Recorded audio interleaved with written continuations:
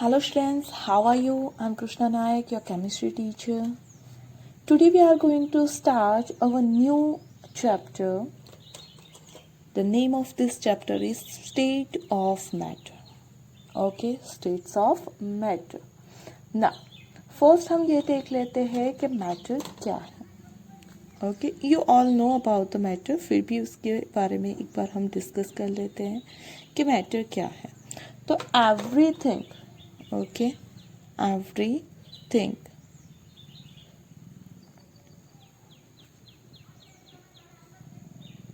which have mass and occupies volume, they are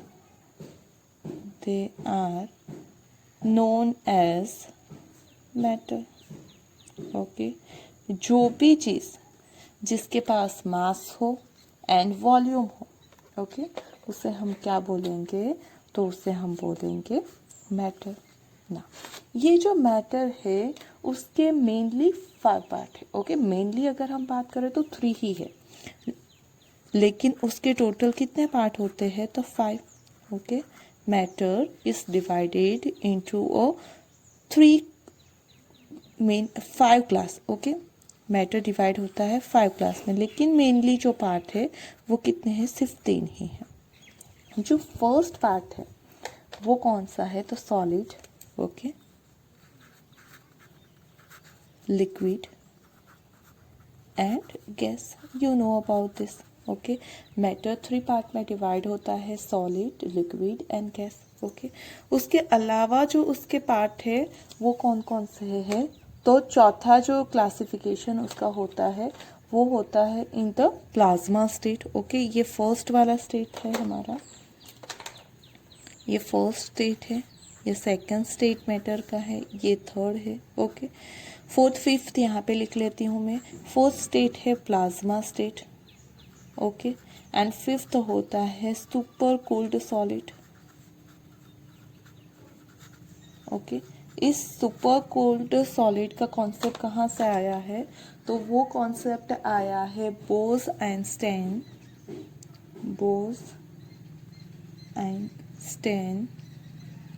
condensation. Okay, तो इसके ऊपर से उसका कॉन्सेप्ट आया है.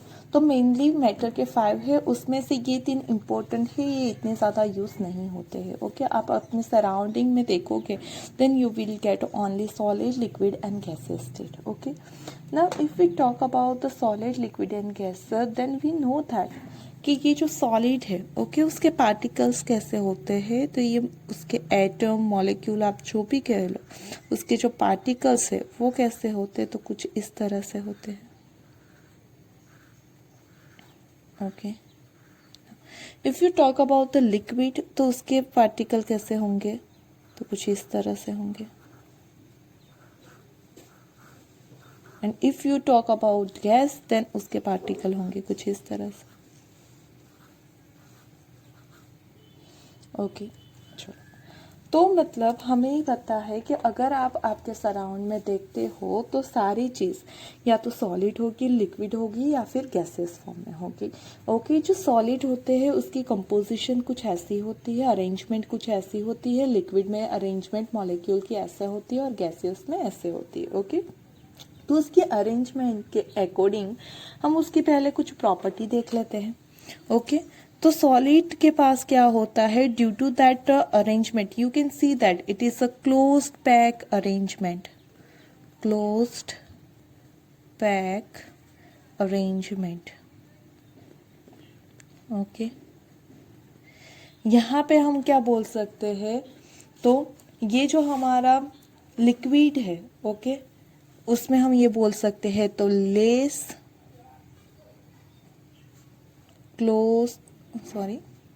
closed pack arrangement. ओके, और यहाँ पे क्या है? तो आपके जो पार्टिकल है, ओके, वो बहुत ही दूर है. So we can say that it is a, तो जो गैसियस एटम है उसकी अरेंजमेंट कैसी होती है, तो they have loosely pack arrangement. Okay, तो अरेंजमेंट की टाइप के बारे में देख लिया। तो इस टाइप की वजह से क्या होता है, तो solid have definite shape and volume. Okay, but we know that liquid have definite volume,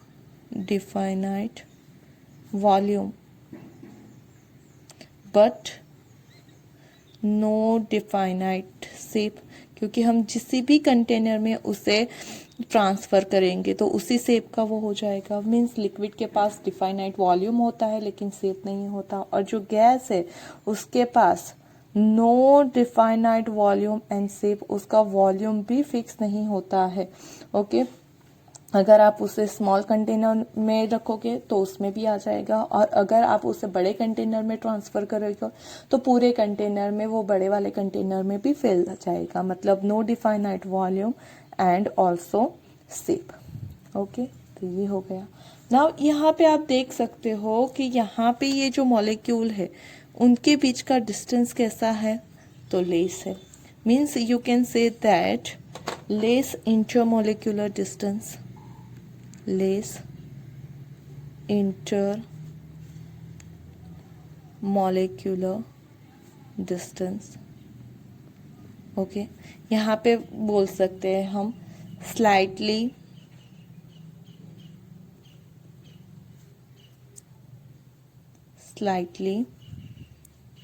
more distance, more intermolecular distance।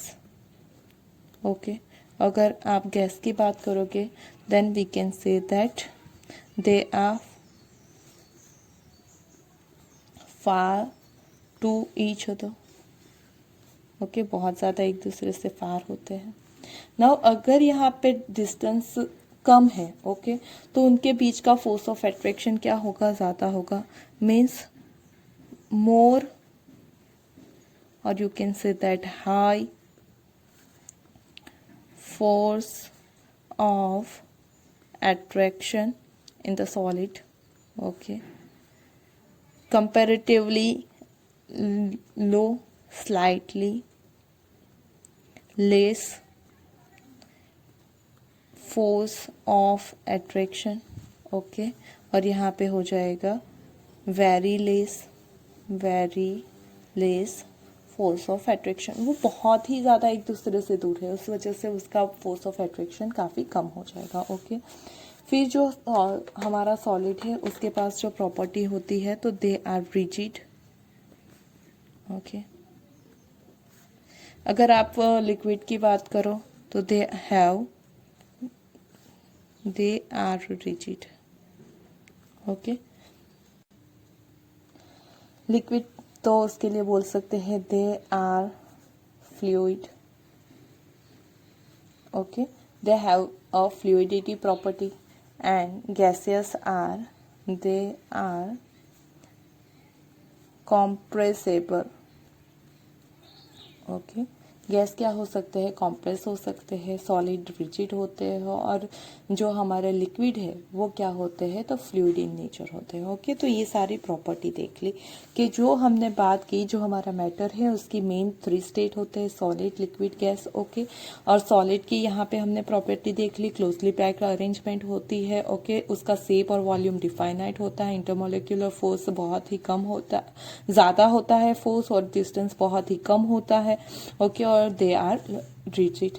Liquid के बारे में बात करें तो लेस क्लोज पैक्ड होते हैं। ओके, डिफाइनाइट वॉल्यूम होता है लेकिन शेप डिफाइनाइट नहीं होता है। इंटरमोलिक्यूलर फोर्स थोड़ा सा कम होता है, और यहाँ पे जो डिस्टेंस है वो थोड़ा सा ज़्यादा होता है, और दे have a fluid property. Gases की बात करो तो गैसेस में क्या हो जाएगा, तो वो लूजली पैक्ड होंगे, due to that no definite volume and no definite shape also. Okay, बहुत ही ज़्यादा एक दूसरे से फार है, उस वजह से उनके बीच का force of attraction very less है और दे आर कॉम्प्रेसेबल। ओके, तो ये उसकी प्रॉपर्टी हो गई। लेकिन ये तो हमने बात की कि जो स्टेट्स ऑफ मैटर है, तो मैटर क्या है वो देख लिया, स्टेट के कौन से है मैटर के वो देख लिए। लेकिन मेन चीज़ ये है कि अभी तक हमने बहुत सारे एलिमेंट देखे हैं, एलिमेंट में कौन से टाइप के बॉन्ड होते हैं, उनकी प्रॉपर्टी, उनका सिर्फ सब कुछ स्टडी किया, तो फिर ये स्टेट स्टडी करने की ज़रूरत क्यों है? ओके, सबसे बड़ा क्वेश्चन तो यही अराइज होता है कि why we have to study that states of matter. Okay, तो उसके आंसर के बारे में देखते हैं हम। Why study states of matter। Okay, चलो, तो उसका फर्स्ट क्वेश्चन, मैं उससे का आंसर देने से पहले आपको एक चीज़ पूछना चाहती हूँ। Okay, we all know that okay, कि हमारा जो वाटर है वो 3 स्टेट में एग्जिस्ट करता है। ओके, वो आइस होता है, आइस के फॉर्म में भी मिलता है, वाटर के फॉर्म में भी मिलता है और वेपर के फॉर्म में भी एग्जिस्ट करता है। ओके, जो आइस फॉर्म है, ओके, आइस के फॉर्म में होता है, वो कौन सा स्टेट होता है उसका? तो ये है उसका सॉलिड स्टेट। ओके, वाटर के फॉर्म में जब होता है तब उसका कौन सा स्टेट एग्जिस्ट होता है? तो लिक्विड स्टेट। ओके, और जब वेपर के बारे में बात करो तो वो उसका होगा या gas state. Okay, gaseous state ना। अगर आप H2O जो आइस है उसकी कंपोजिशन की बात करो, ओके, तो जो आइस है उसमें उसकी कंपोजिशन हो जाएगी H2O, वाटर में भी उसकी कंपोजिशन हो जाएगी H2O, यहाँ पे भी उसकी कंपोजिशन तो होगी H2O। यहाँ पे आप लिख सकते हो H2O सॉलिड, यहाँ पे आप लिख सकते हो H2O लिक्विड, और यहाँ पे आप लिख सकते हो H2O गैस। मतलब कि अगर आप स्टेट चेंज करते हो तो उसकी केमिकल प्रॉपर्टी में कोई भी चेंज नहीं आता है। ओके, आप अगर स्टेट चेंज करते हो तो उसकी केमिकल प्रॉपर्टी में कोई भी चेंज नहीं आता है, तो वो लिख लेते हैं there is no change, no effect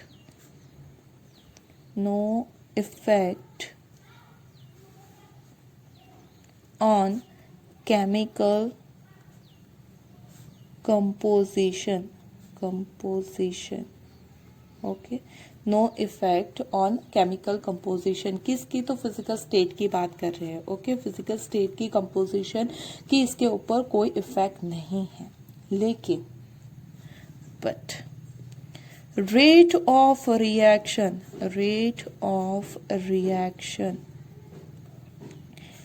depends on physical state। Okay, main चीज़ है कि क्यों हमें ये चाहिए। ओके, क्यों इसके बारे में स्टडी करना है हमें? तो उसका मेन रीज़न है कि rate of reaction depends on physical state. अब रेट ऑफ रिएक्शन क्या है? ओके, तो मतलब कोई भी आप रिएक्शन कैरिड आउट करवाते हो, वो रिएक्शन कितने टाइम में ख़त्म होगी। ओके, वो किससे पता चलता है? तो उसकी रेट ऑफ रिएक्शन से। उसी को ओके कि कोई भी केमिकल रिएक्शन उसके कंप्लीशन में आपको कितना टाइम लगेगा। जैसे कि अगर आप देखो तो कोरोजन है। ओके, आयरन जो है वो करोइड होता है, वो भी तो एक केमिकल रिएक्शन ही होगी। ओके, कोरोजन में क्या होता है? तो हमारा जो Fe है वो रिएक्ट करता है oxygen in the presence of moisture and it will be form Fe2O3, और उसी को हम बोलते हैं रस्ट। तो रस्टिंग ऑफ आयरन भी तो एक टाइप की केमिकल प्रोसेस हुई, लेकिन वो जो केमिकल प्रोसेस है उसे फॉर्म करने में बहुत ही टाइम लग जाता है। ओके, और अगर आप देख लो कि if you having base and HCl acid, okay, base and acid, and if you treat that two reagent you will get immediately NaCl plus H2O। okay, तो मतलब यहाँ पे अगर आप देखो तो ये जो है वो बहुत ही स्लो रिएक्शन है, ईयर के ईयर निकल जाएंगे। ये अगर देखो तो फास्ट रिएक्शन है, ओके, तुरंत ही आपको रिजल्ट मिलेगा। तो ये सारी चीज़ें किसके ऊपर डिपेंड करती है, तो उसके फिजिकल स्टेट में, कि अगर कोई सॉलिड में है तो मे बी वो धीरे धीरे रिएक्ट करेगा, ओके, अगर वो लिक्विड में है तो थोड़ा सा फास्ट रिएक्ट करेगा, गैसेस में और भी ज़्यादा फास्ट रिएक्ट करेगा। क्यों ऐसा होता है वो भी हम देखेंगे, ओके। ये सारी चीज़ें हमें इस वजह से पढ़नी है क्योंकि रेट ऑफ रिएक्शन किसके ऊपर डिपेंड करता है, उसके फिजिकल स्टेट में डिपेंड करता है, ओके। सेकेंड मोस्ट इम्पोर्टेंट चीज़ जो है वो है कि most of property are bulk property, okay. Second most reason क्या है, तो most of properties are bulk property.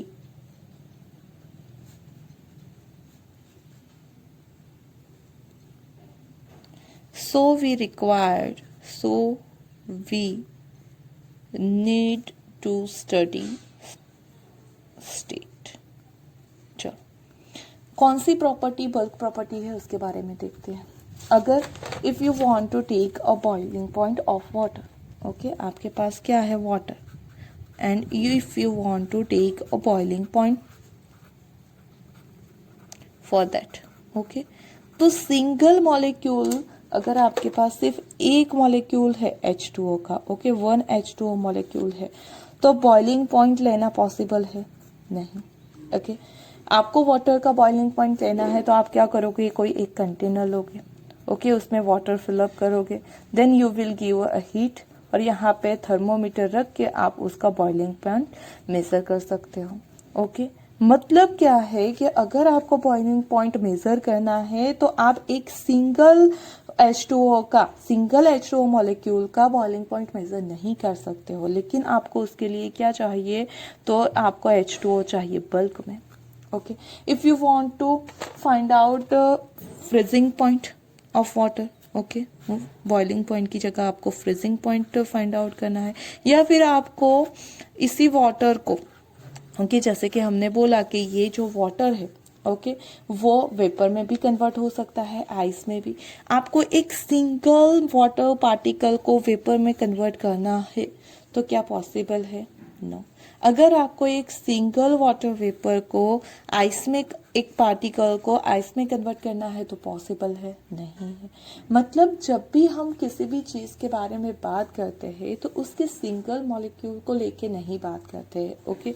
हम उसके किसकी बात करते हैं, तो उसकी बल्क प्रॉपर्टी की बात करते हैं, हमेशा उसे बल्क में कंसीडर करते हैं हम, ओके, कि आपका कोई भी हो, लिक्विड हो चाहे गैस हो, सॉलिड हो, हम एक सिंगल मॉलिक्यूल को स्टडी नहीं करते हैं। आपको किसी भी प्रॉपर्टी को स्टडी करना हो, उसकी डेंसिटी हो, ओके, उसका बॉइलिंग पॉइंट हो, फ्रीजिंग पॉइंट हो, कोई भी चीज़ हो, तो उसे हम बल्क में ही क्या करेंगे, तो मेजर करेंगे, उसे ऑब्जर्व किस में करेंगे, बल्क में। और बल्क के लिए हमें क्या चाहिए, तो उसका स्टेट चाहिए, ओके।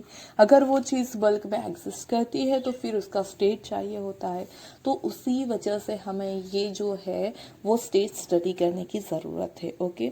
ये स्टेट्स ऑफ मैटर स्टडी करने की दो मेन रिक्वायरमेंट है। एक, जो भी हमारी सारी स्टडीज़ होती है वो बल्क प्रॉपर्टी के अकॉर्डिंग होती है, ओके। तो बल्क में अगर कोई भी चीज़ है then we required it's a state.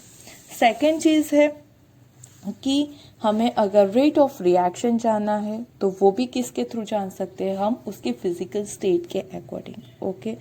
अगर आप देखो तो आपको पता है कि सपोज आप हर रोज सुबह उठ के बाथ लेते हो, okay, why you require that bath, आपके सराउंड में तो बहुत ही सारे एटमॉस्फेयर में, हमें पता है कि एटमॉस्फेयर में क्या होता है, तो मॉइस्चर होता है, okay. In the atmosphere there is a moisture, and moisture is nothing but it's also H2O, okay.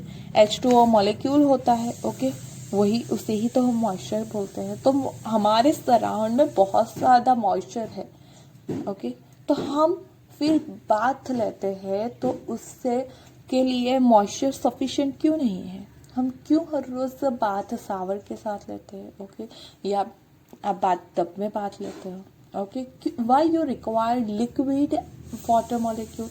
Why not sufficient this moisture for your bath, right? Because that also one individual molecule cannot weight something. Okay, उसके लिए आपको bulk चाहिए. Okay, collection of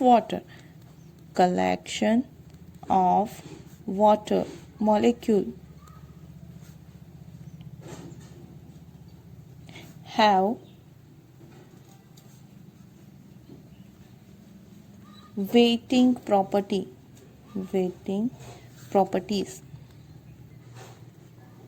Okay, individual molecules do not weight. Okay, means कि जब भी आप कोई भी प्रॉपर्टी की बात करो तो ये सारी प्रॉपर्टी बल्क में ही पॉसिबल है. ओके, उसकी वेटिंग प्रॉपर्टी हो, आपको उसका कोई चीज़ मेज़र करनी है, बॉइलिंग पॉइंट और फ्रीजिंग पॉइंट या कुछ भी करना है, then you require bulk. Okay, आप एक सिंगल चीज़ को, एक मॉलिक्यूल को ना बॉयल कर सकते हो, ना एक मॉलिक्यूल को फ्रीज कर सकते हो. ओके, उसी तरह से जो मॉइस्चर में इंडिविजुअल H2O मॉलिक्यूल है वो आपको वेट नहीं कर सकते हैं. Then you have to go to bathroom and take a bath with shower, जहाँ पे आपको लिक्विड में बल्क में वाटर मॉलिक्यूल मिलेंगे. तो उसी वजह से ये जो स्टेट है, सॉलिड, लिक्विड और गैस, वो स्टडी करना बहुत ही ज़्यादा इम्पोर्टेंट है. ओके, आई बात समझ में? चलो, ये क्वेश्चन तो हो गया, why we study state of matter. दूसरा क्वेश्चन ये अराइज होता है कि ये स्टेट ऑफ मैटर किस चीज़ पे डिपेंड करते हैं. ओके, ये स्टेट्स ऑफ मैटर किस चीज़ के ऊपर डिपेंड करते हैं, तो उसके बारे में देखते हैं. तो states of matter